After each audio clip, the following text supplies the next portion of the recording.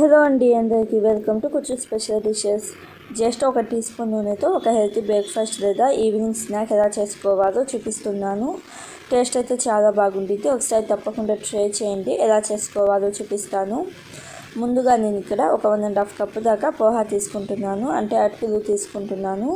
ఈ అటుకులను 2-3 సార్లు నీళ్ళతో శుభ్రంగా కడగండి. ఇలాగ శుభ్రంగా కడిగిన తర్వాత ఆ నీళ్ళు మొత్తం వంపేసుకొని మనం 1.5 కప్పు దాకా అటుకులు వేసుకున్నాం కదా, దానికి ఒక 1/2 కప్పు దాకా నీళ్ళని వేసుకొని ఇలాగ ఒకసారి కలుపుకొని పైన మూత పెట్టేసి ఒక 10 నిమిషాల పాటు ఈ అటుకులు నానబెట్టుకోవాలి.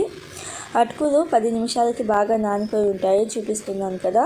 ఇలాగ నానిన ఈ అటుకులను చేతితో బాగా స్మాష్ చేసుకోండి. అలా అంటే పిసికి బాగా మెత్తగా చేసుకోవాలి.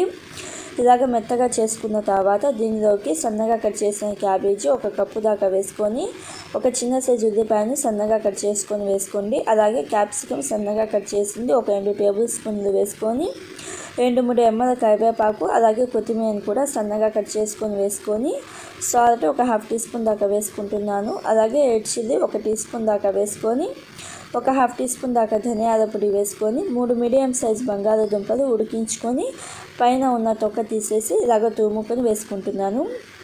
వెజిటేబుల్స్ మీ దగ్గర ఏముంటే అవి వేసుకోవచ్చండి. క్యాప్సికమ్, క్యాబేజీ ఉంటే వేసుకోవచ్చు, లేకపోతే స్కిప్ చేసేయచ్చు. క్యాబేజీ మాత్రం వేసుకోవడానికి ట్రై చేయండి, టేస్ట్ బాగుండిద్ది.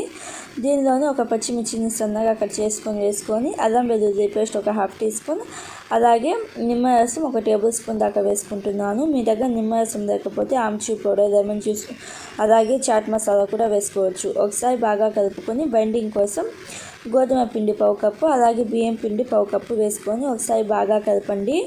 ఇలాగ ఒకసారి బాగా కలుపుకున్న తర్వాత చేతికి కొంచెం ఆయిల్ అప్లై చేసుకొని కొంచెం తీసుకొని పిండి ఇలాగ కట్లెట్ షేప్ అనేది చేసుకోండి. నేనైతే కట్లెట్ షేప్ చేశాను కదా, మీకు నచ్చిన షేప్ మీరు చేసుకోవచ్చు.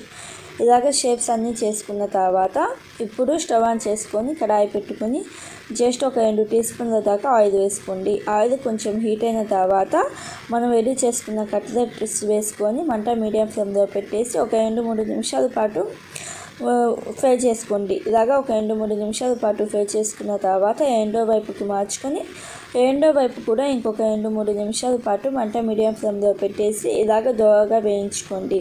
అంటే గోల్డెన్ కలర్ వచ్చేదాకా ఫ్రై చేసుకోవాలి. ఇలాగ గోల్డెన్ కలర్ వచ్చేసిన తర్వాత మంట ఆఫ్ చేసేసి సర్వ్ చేసుకోవాలి. అన్నీ కూడా ఇలాగే సేమ్ ప్రాసెస్లో ఫ్రై చేసుకోండి.